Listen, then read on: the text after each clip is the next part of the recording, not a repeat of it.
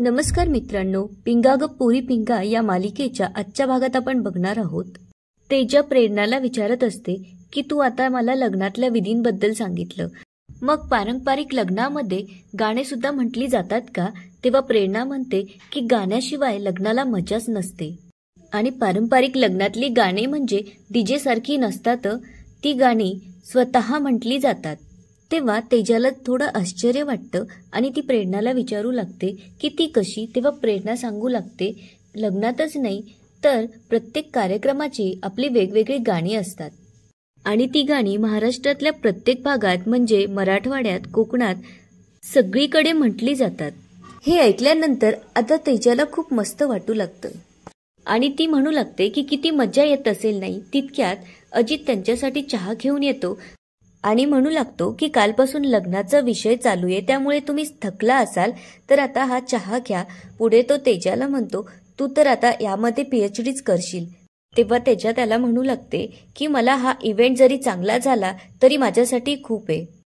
तेव्हा अजित विचारू लागतो की कसला इव्हेंट?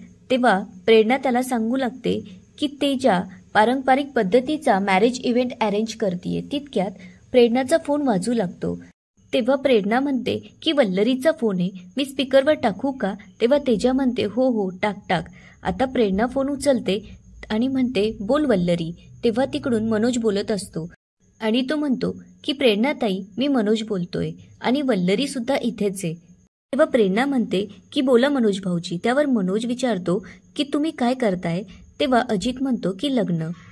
हे ऐकल्यावर मनोज आश्चर्याने विचारतो की काय? तेव्हा प्रेरणा म्हणते की मनोज भाऊजी, अजित काही पण बोलतोय. खरं तर तेजा इथे आलीये, तिला माहीत करून घ्यायचं होतं की पारंपरिक पद्धतीने लग्न कसं करतात, त्यामुळे आम्ही त्या विषयावर चर्चा करतोय. तेव्हा मनोज म्हणतो ठीक आहे, मला तुम्हाला हे विचारायचं होतं की आज घट बसणार आहे, त्यामुळे तुम्ही आमच्या घरी याल का? आता इकडे वल्लरीला खूप रडू येत असतं. तेव्हा मनोज तिला समजावत म्हणतो की वल्लू प्लीज रडू नकोस. आणि तो प्रेरणाला म्हणतो की बरं झालं तेजाताई तिथे, मी तेजाला पण फोन करणार होतो, त्यांनाही घेऊन या. तेव्हा तेजा म्हणते की हो नक्की येईन. पण तितक्यातच प्रेरणा म्हणते की मनोज भाऊजी, आलो असतो पण आम्हाला जमणार नाही. हे ऐकल्यानंतर आता तेजा आणि अजित तिच्याकडे आश्चर्याने बघू लागतात. तेव्हा प्रेरणा म्हणते की खरं तर कॅफेमध्ये 2-3 माणसं कमी आहेत, त्यामुळे आम्हाला तिथे थांबावं लागणार आहे. तेव्हा मनोज म्हणतो की तुम्हाला तर माहिती आहे, आमच्या घरातला प्रत्येक कार्यक्रम तुमच्याशिवाय अपूर्ण असतो. त्यावर अजित म्हणतो की आम्हालाही तुमच्या घरी यायची ओढ असतेच की. हे ऐकल्यानंतर आता प्रेरणाला खूप छान वाटतं. आता ती म्हणते की आम्ही उद्या नक्की येण्याचा प्रयत्न करू. असं म्हणून आता प्रेरणा फोन ठेवते. आता इकडे वल्लरीचं रडणं काही थांबत नसतं. तेव्हा मनोज तिच्याजवळ जाऊन तिला म्हणू लागतो की वल्लू, तुला किती वेळा सांगितलं की असं रडत जाऊ नकोस म्हणून. आता तो तिला म्हणतो की मला तुझ्याकडून एक वचन हवंय की मी आहे तोपर्यंत तू डोळ्यातून अश्रू काढणार नाहीस. वल्लरी डोळे पुसते. त्यावर मनोज म्हणतो की व्हेरी गुड.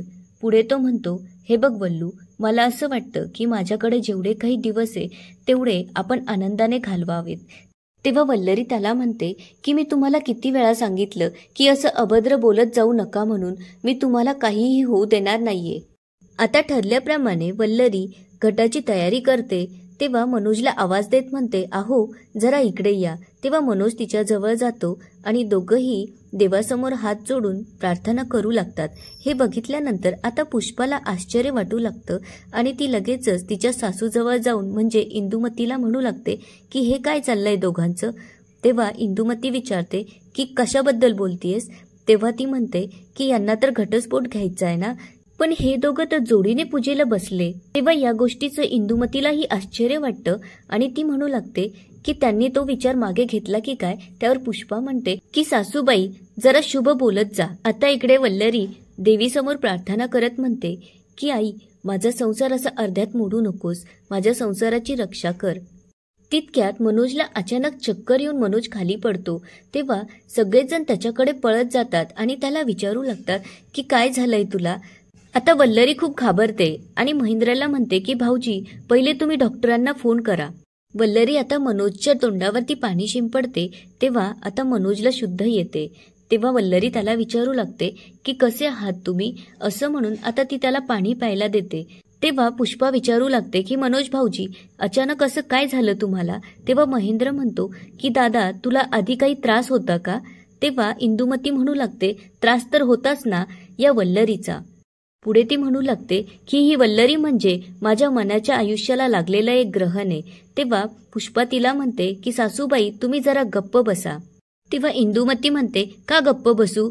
तिच्यामुळं माझ्या पोराला एवढा त्रास होतोय. त्रास होणार नाही तर काय, ही माझ्या पोराला जेलात टाकायला निघाली. तेव्हा माझ्या पोराला चक्कर येणार नाही तर काय. तेव्हा मनोज तिला म्हणू लागतो की आई, मी तुला किती वेळा सांगितले की वल्लरीला असं बोलत जाऊ नकोस. तेव्हा इंदुमतीला आश्चर्य वाटू लागतं आणि ती म्हणते की एवढं सगळं होऊनही अजूनही तू तिचीच बाजू घेतोय. अरे काय काळी जादू केली तिने तुझ्यावरती. आता इकडे वल्लरी मनोजला घेऊन तिच्या खोलीत आलेली असते आणि कपाटातली बॅग काढून त्याचे रिपोर्ट्स काढू लागते. तेव्हा मनोज तिला म्हणतो की वल्लू, तू हे काय करतीयस? तेव्हा ती म्हणते की मला आत्ताच्या आत्ता तुमच्या डॉक्टरांना भेटायचंय. तेव्हा तो म्हणतो, हो ठीक आहे, आपण जाऊयात डॉक्टरांकडे. त्यामुळे मनोज वल्लरीला लगेचच डॉक्टरांना भेटायला घेऊन येतो. तेव्हा वल्लरी विचारू लागते की डॉक्टर, यावर काही उपाय असेल ना? तेव्हा डॉक्टर म्हणू लागतात, हे बघा, त्यांचा कॅन्सर 3rd स्टेजला गेला आहे. लवकर आणलं असतं तर आपण काही करू शकलो असतो, पण आता वेळ गेलेली आहे, त्यामुळे आता काहीच करता येणार नाही. हे ऐकल्यानंतर आता वल्लरी खूप रडू लागते आणि म्हणते, काहीतरी असेल ना डॉक्टर, असं नका म्हणू, आम्हाला तुमच्याकडून खूप अपेक्षा आहेत. तेव्हा डॉक्टर म्हणतात, हे बघा, आता तुम्ही एकच काम करा की यांची होईल तेवढी सेवा करा. हे ऐकल्यानंतर आता वल्लरीला मोठा धक्का बसतो. तेव्हा ती म्हणू लागते की डॉक्टर, वाटेल तेवढा पैसा खर्च करू आम्ही, पण यांना काही होऊ देऊ नका. तेव्हा डॉक्टर म्हणतात की आता ती वेळ निघून गेलीये. त्यामुळे आता मनोज वल्लरीला घेऊन बाहेर येतो. तेव्हा वल्लरी त्याला म्हणू लागते, मला डॉक्टरांच्या बोलण्यावर अजूनही विश्वास नाहीये, त्यामुळे आपण एक काम करूया, आपण सेकंड ओपिनियन घेऊया. मला खात्री आहे की नक्कीच काहीतरी होईल. तेव्हा मनोज तिला म्हणू लागतो, हे बघ, तुला डॉक्टरांनी सांगितलंय ना की आता त्याचा काहीही उपयोग होणार नाहीये. तेव्हा वल्लरी मनात म्हणते की आता यासाठी मला अजित भाऊजींचीच मदत घ्यावी लागेल. तेव्हा वल्लरी म्हणते की माझ्यासाठी तुम्हाला एवढं करावं लागेल. तेव्हा मनोज सेकंड ओपिनियनसाठी तयार होतो. पुढे तो वल्लरीला म्हणतो, पण एक लक्षात ठेव, ही गोष्ट कोणालाही कळाली नाही पाहिजे, म्हणजे माझ्या आईला.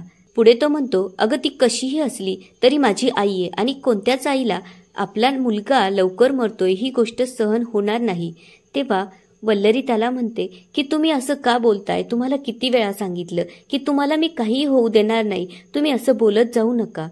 आता इकडे वल्लरी आणि मनोज अचानक पूजा सोडून बाहेर गेल्यामुळे इंदुमती खूप रागात असते आणि पुष्पाला म्हणू लागते की येऊ देस त्यांना, मी चांगला बेतच बघते. तितक्यात ते दोघं येतात. तेव्हा इंदुमती त्यांना म्हणू लागते, आले का बाहेर भटकून? घरात पूजा असताना बाहेर फिरायला तुम्हाला लाजा कशा वाटत नाही? आता इंदुमती वल्लरीला नको नको ते बोलत असते, पण वल्लरी मात्र खाली मान घालून ऐकत असते. तेव्हा इंदुमती पुष्पाला म्हणते, बघितलत का, यालाच म्हणतात खाली मुंडी आणि पाताळ धुंडी. मी केव्हाची बोलतीये, पण हिच्या तोंडातून एक शब्द सुद्धा निघत नाहीये. पुढे ती म्हणू लागते की दिवसभर इकडे तिकडे फिरायचं आणि संध्याकाळी आयतं खायला यायचं. वल्लरीचं मात्र तिच्या बोलण्याकडे लक्ष नसतं. तिच्या डोक्यात फक्त मनोजचे विचार सुरू असतात. त्यामुळे वल्लरी रडत असते. हे बघितल्यानंतर आता पुष्पा आणि इंदुमतीला आश्चर्य वाटू लागतं. तेव्हा इंदुमती म्हणते की बघा, वकिलीनबाईला नाटकंही चांगली करता येतात.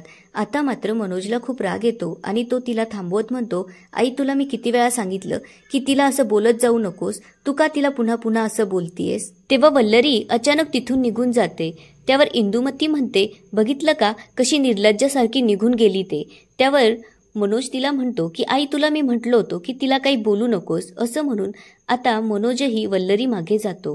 तेव्हा इंदुमती पुष्पाला म्हणू लागते, यांचं तर भांडणही झालेलं नाही तरी सुद्धा ही का रडत होती आणि माझ्या बोलण्यामुळे रडायला ही एवढी लेचीपेची नाहीये, मग काय कारण असेल? आणि याच ठिकाणी आजचा एपिसोड संपतो. आता पुढे काय होणार ते बघूया उद्याच्या एपिसोडमध्ये. धन्यवाद.